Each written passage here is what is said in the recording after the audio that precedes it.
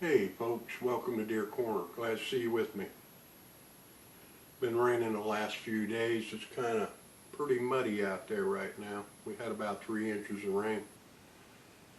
So that gives me a little more time to get caught up here.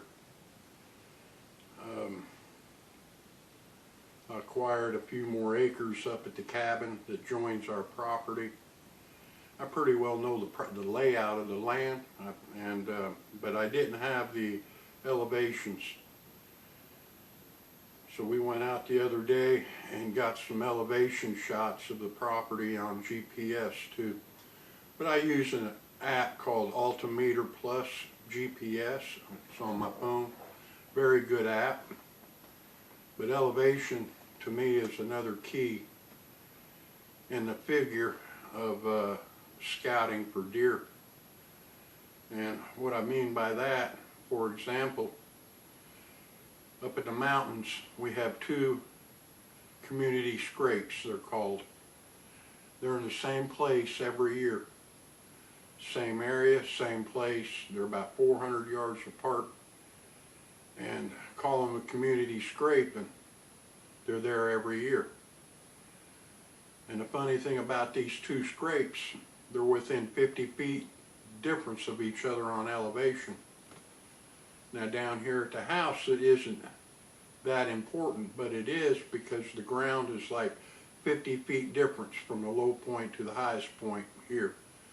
But up in the mountains there's a big difference. There's 250 feet to 400 feet difference in elevation throughout the property. So elevation's a key thing in scouting.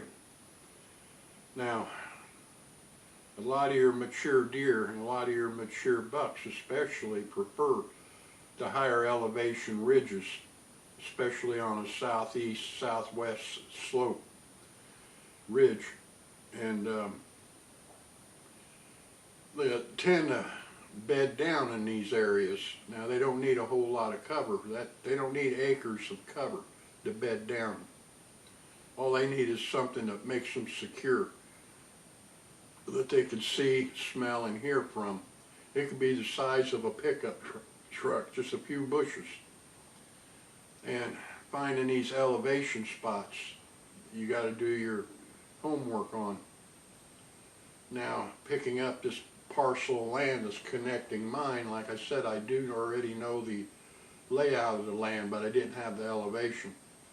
But by taking these community elevation readings that I have on my property, and I went down to the new property and crossed over the ridge, and I took that elevation, and that's where I started scouting. And I did find scrapes and rubs within 50 feet of the elevation. So the other thing I use elevation for, and that's my hunting tactics. See, in the morning I'll hunt the upper part, the higher parts of the property.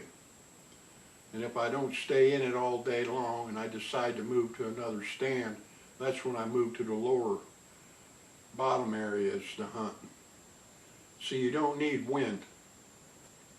Your thermals will travel up, heat travels up. There's no 100% blockage of your scent. You got to breathe. Therefore, if you're in the bottoms, especially on a very cold morning, your scent will slowly climb up the ridge to the top of the ridge, and that mature buck will already done found you out. He done smelt you out because he's up on that ridge somewhere. So I always hunt the top of the ridges first, bottoms second. Finding your bottlenecks and your pinch points. There's a whole lot of them out throughout the timber. But once you find the area, the ridges that the deer are hanging up and holding up on, that's the area you start looking for bottlenecks and pinch points. Now, I don't sit up on the area that he's at. I don't set up on the scrapes. I don't set up on the rubs. I don't set up where he's sitting. I want to set up either coming from that area or going to that area. But I still wanted to stay in the elevation of that area. And that's one key thing I use in deer hunting, especially up in the mountains, is my elevation. Elevation is a very key thing of hunting up there, not only with the wind, but with your thermals. And I just want to bring this along and hope it helps you a little bit. And like I say, leave me a comment. Go ahead and subscribe, and I'll get back with you. But like I say, you're in the woods, be safe. Rather be safe than sorry. Things happen. And we'll see you again.